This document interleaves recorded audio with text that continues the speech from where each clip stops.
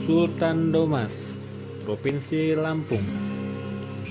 Adik-adikku yang manis, ketemu lagi kita di channel Pohon Cemara.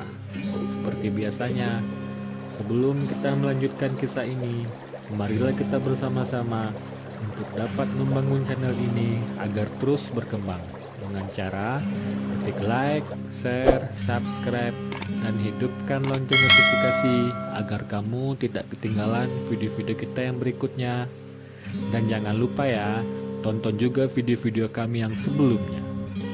Selamat menonton.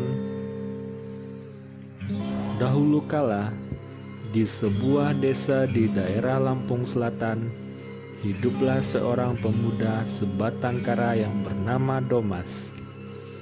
Meski amat miskin, Domas pun tetap bersabar. Dia tekun bekerja dan berharap suatu saat nasibnya akan berubah. Namun, dia malah mendapatkan musibah. Gubuknya hancur terbakar saat dia pergi mencari ikan. Sekarang, Domas tak memiliki apa-apa lagi. Dia amat sedih dan menyesali keadaannya. Hingga dia tertidur dan bermimpi. Pergilah kau ke selatan, tinggallah di sana, di sebuah desa di dekat sungai yang sangat jernih, kata seorang laki-laki tua dalam mimpinya. Domas pun menuruti mimpinya. Tak ada ruginya untuk pergi karena dia tak memiliki apa-apa lagi di desanya. Setelah berjalan berhari-hari, dia menemukan tempat yang persis dengan apa yang dikatakan oleh lelaki tua di dalam mimpinya. Domas pun membangun rumah sederhana di pinggir sungai itu. Tak hanya itu, Domas berusaha menanam sayuran dan buah-buahan. Ternyata, tanah yang ditempatinya amat subur. Domas pun bisa menjual hasilnya ke pasar. Sekarang, dia tak lagi hidup kekurangan. Suatu hari, Domas bermimpi lagi. Kali ini, kakek tua menyuruhnya untuk bertapa di sebuah gua kecil di pinggir hutan. Domas pun menuruti, meski dia tak tahu mengapa dia harus melakukannya. Setelah beberapa hari bertapa, dia menemukan sebuah pedang dan tongkat kayu berbentuk ular. Domas pun membawa benda-benda itu pulang. Dia lalu melanjutkan kehidupannya seperti sedia kala. Hari berganti hari, tahun berganti tahun. Sekarang tempat tinggal Domas semakin ramai.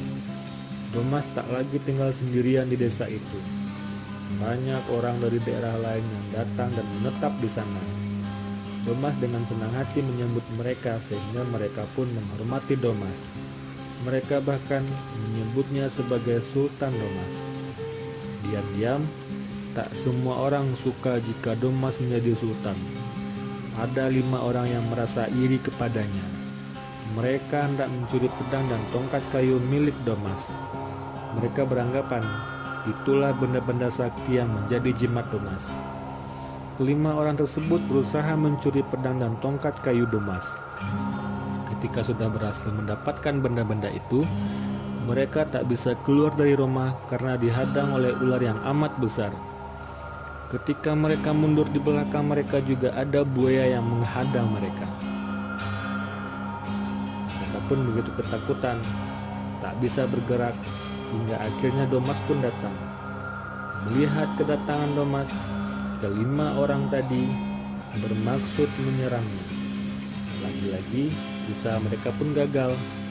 Kaki mereka membeku di lantai, tak bisa bergerak. Mereka akhirnya sadar bahwa mereka tak bisa melawan Domas.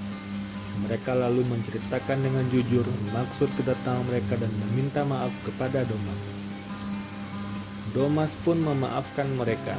Sejak saat itu, dia semakin terkenal sebagai orang yang sangat baik hati. Orang-orang pun setuju untuk mengangkat Domas sebagai pemimpin yang mereka sebut sebagai Sultan Domas.